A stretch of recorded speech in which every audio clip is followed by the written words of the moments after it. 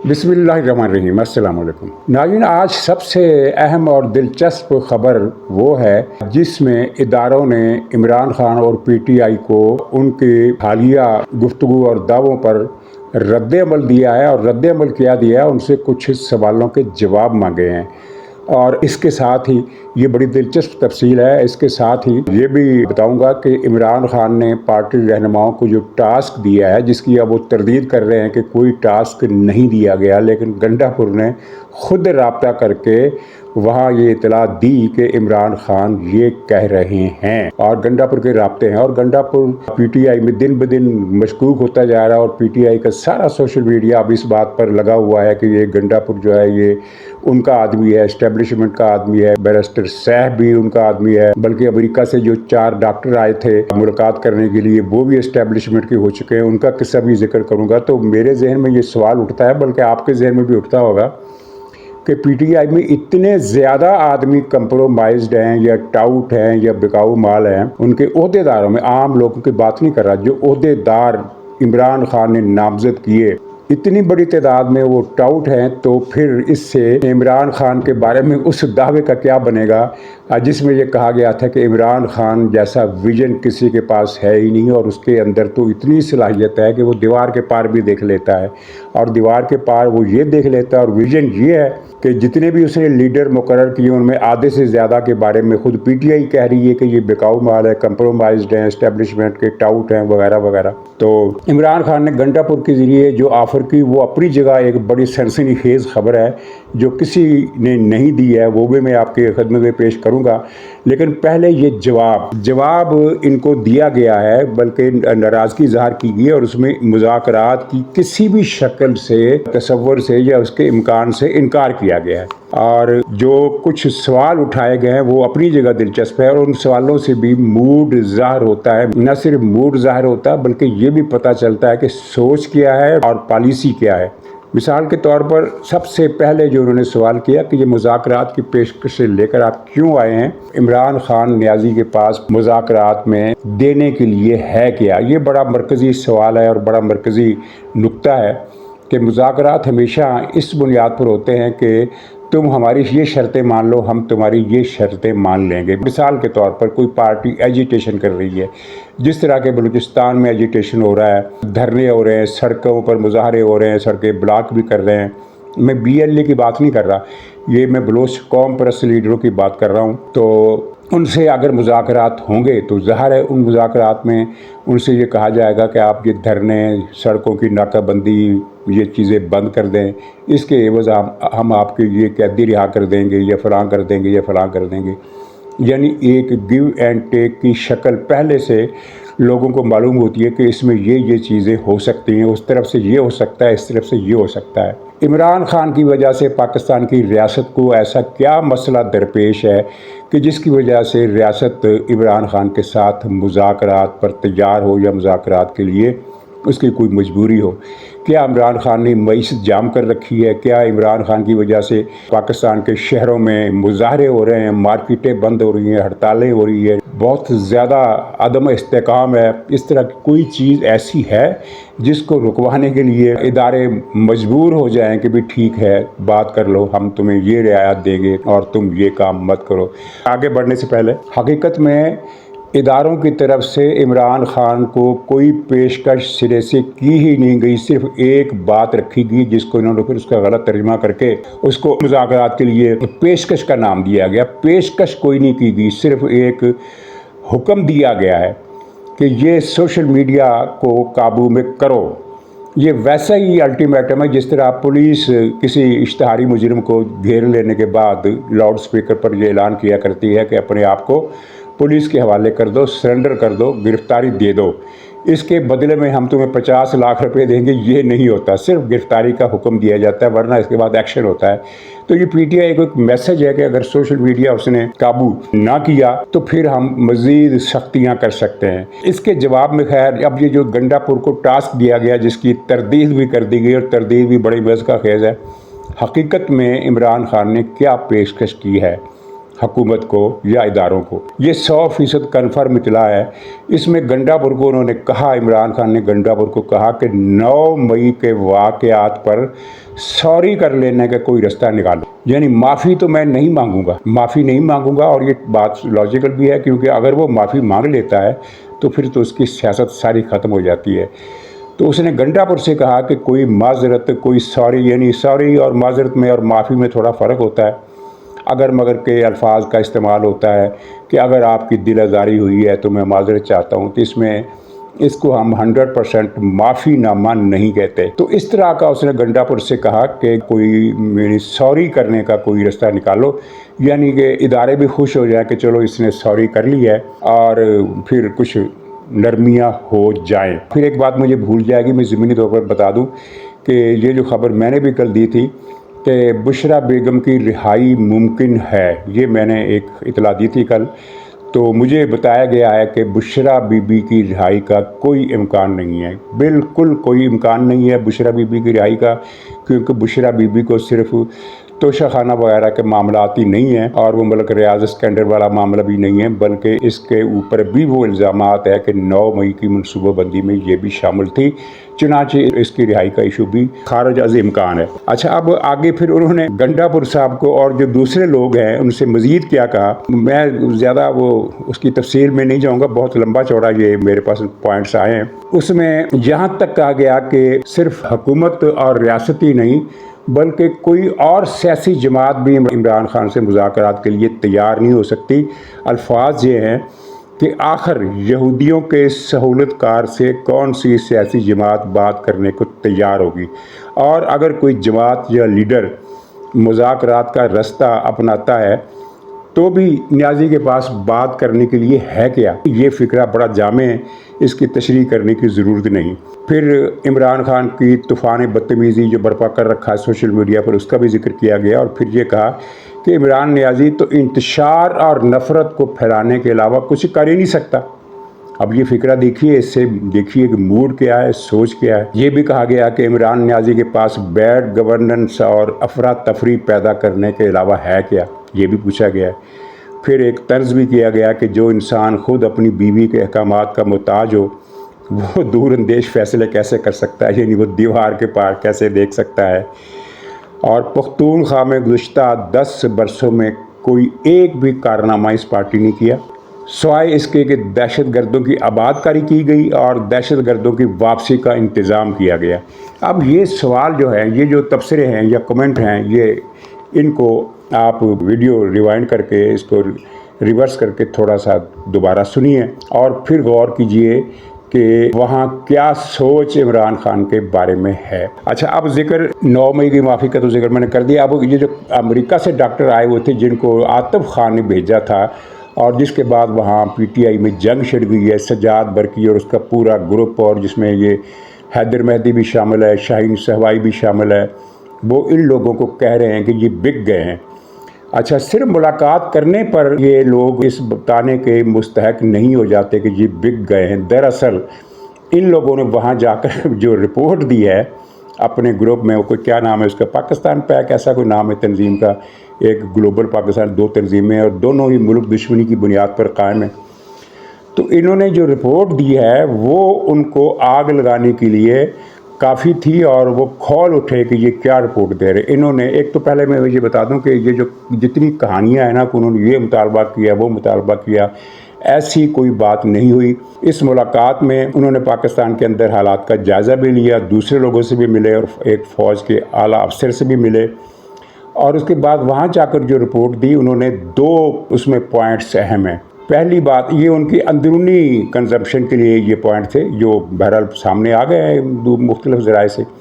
ایک تو انہوں نے یہ کہا کہ پاکستان میں حالات وہ نہیں ہیں جو یہاں ہمیں بتائے جاتے رہے ہیں پی ٹی آئی کے سوشل میڈیا کی طرف سے یا پی ٹی آئی کے عہدیداروں کی طرف سے۔ معاشی حوالے سے کہا کہ معیشت ڈوبنے کا کوئی وہاں منظرنامہ نہیں ہے، حالات وہاں بہتر ہو رہے ہیں۔ اور دوسرا انہوں نے کہا کہ یہ تاثر بھی غلط ہے کہ عوام میں بے چینی ہے اور وہ تحریک چلانے کے لیے بےتاب ہیں۔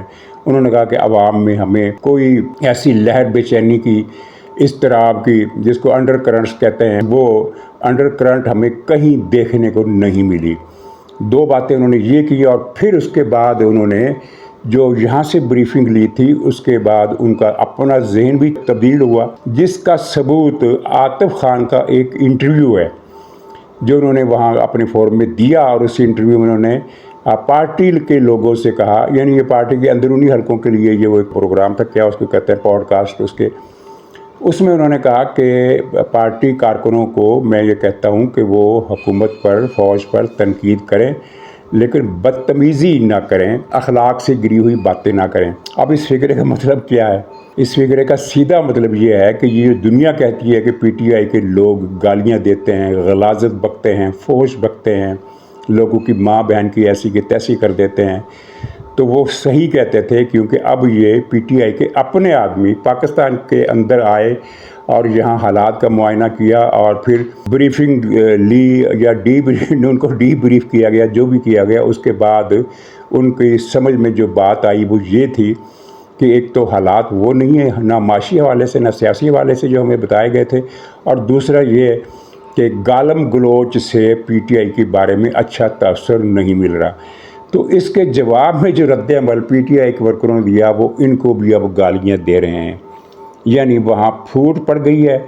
और ये फूट पड़ना किसका कारनामा है? बुलाने वालों का कारनामा है या जिन्होंने राब्ता करा? इनको आतिफ खान ने भेजा था पाकिस्तान में, और उस वक्त तो सजाद बरकी ग्रुप ने मुखालफत नहीं की, लेकिन ये जब वहाँ जहाँ से वापस गए और वापस जाकर सारी ब्रीफिंग दी कि हमने वहाँ क्या बात की, क्या सुना और क्या देखा, तो उसके बाद इनके लिए गालियों का बाजार और तूफ़ान उठा दिया गया है पीटीआई के सोशल मीडिया पर। और इन्होंने फिर मज़ीद ये भी बताया कि वहाँ इमरान खान की रिहाई का कोई दूर दूर तक तस्वर ही नहीं है। उन्होंने तो ये वर्का ही फाड़ दिया, इसका जिक्र मैं कल कर चुका हूँ।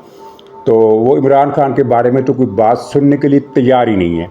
बाकी मामला तो वो बात कर लेते हैं लेकिन कमिटमेंट कोई नहीं करते, कमिटमेंट दूसरी बातों पर भी नहीं करते। लेकिन इमरान खान के बारे में वो कहते हैं कि इसका तो नाम ही मत लो, इसके बारे में तो बात ही मत करो। अब इसके बाद पीटीआई के अंदर जो हौसले की जो पस्ती है वो यहाँ है, लेकिन ये झूठ बोल रहे हैं। और झूठ ये बोल रहे हैं अमेरिका की टीम का पाकिस्तान में आना इस बात का इशारा है कि फ़ौज दबाव में है, तभी उन्होंने बुलाया। तो जनाब ये है उस दबाव की हकीकत।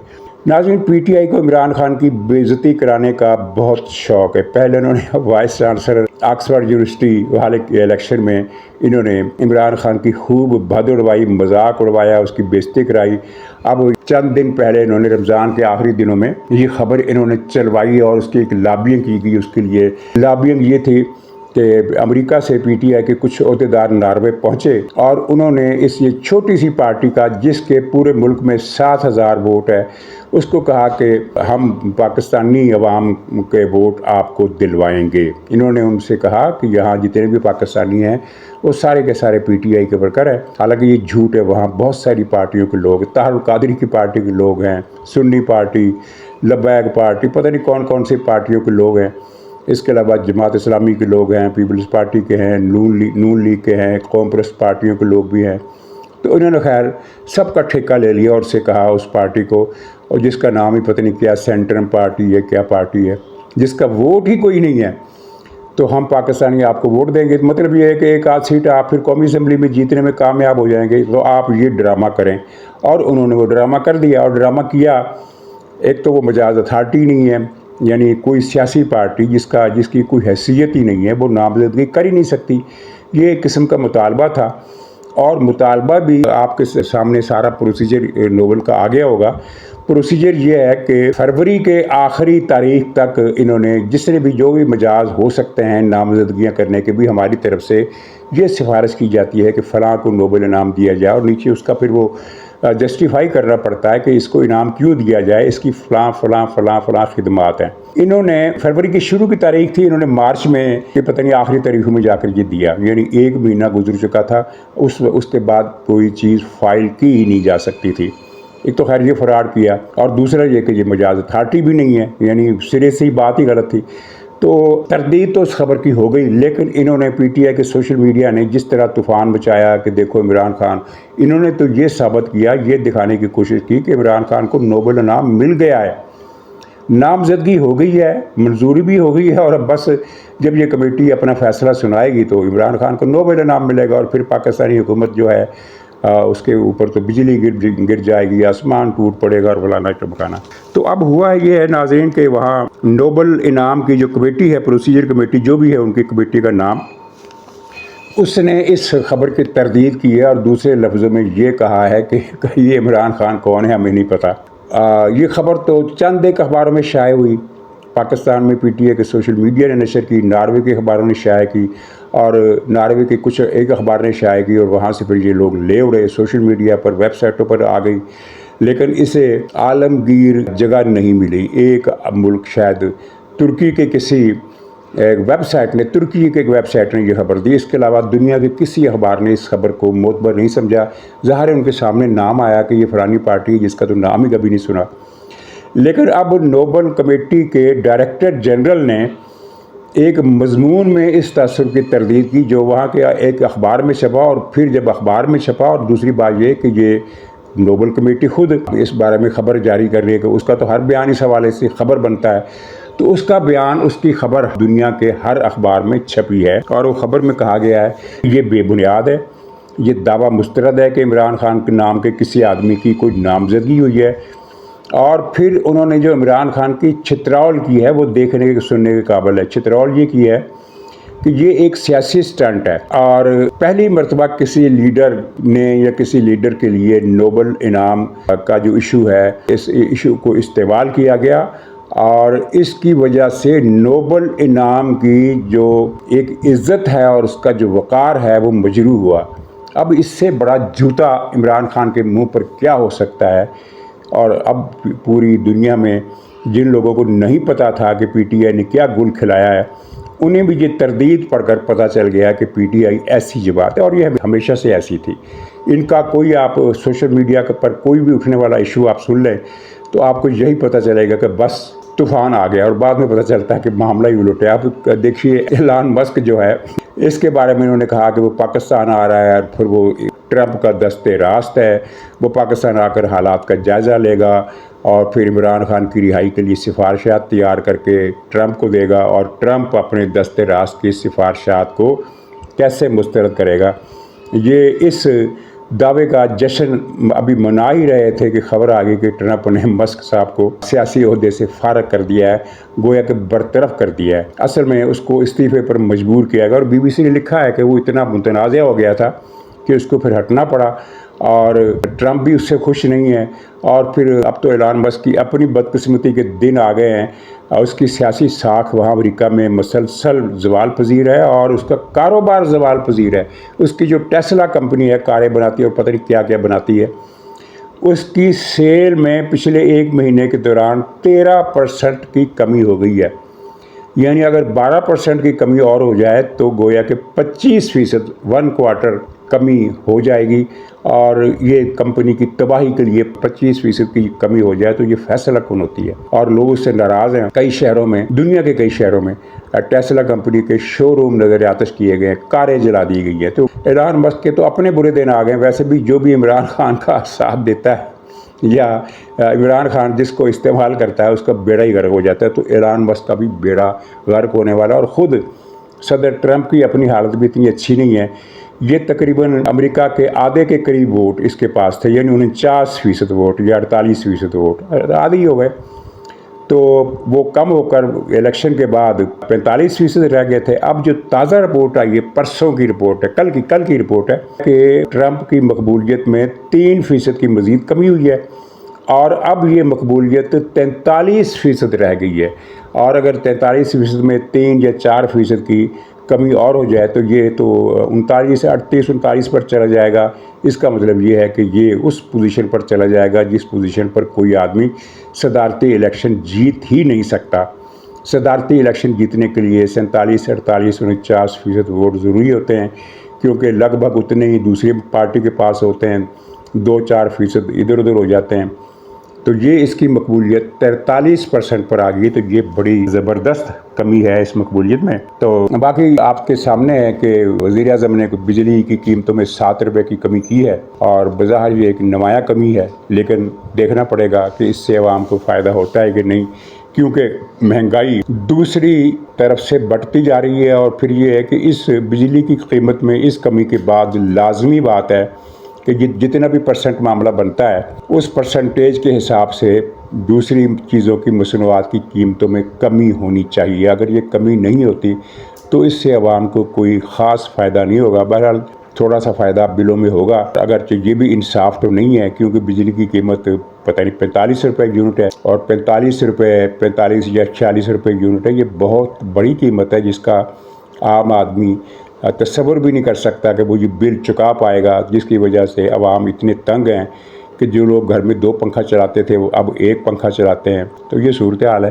کام تو شہباز شریف صاحب نے اچھا کیا ہے، لیکن کیا اس کا رزلٹ بھی اچھا نکلے گا؟ اور جبکہ پاکستان کے لیے مسائل بڑھ گئے ہیں، یہ جو امریکہ نے بہت سارے ملکوں پر ٹیرف بڑھا دیا ہے تو ان کی اس لسٹ میں پاکستان بھی ہے۔ پاکستان کی مصنوعات جو امریکہ جاتی ہیں ان پر بھی ٹیرف بڑھ گیا ہے۔ خیر وہ ایک الگ موضوع ہے۔ تو ناظرین اجازت دیجیے، انشاءاللہ اگلے ولاگ میں پھر ملاقات ہوگی، تب تک کے لیے خدا حافظ۔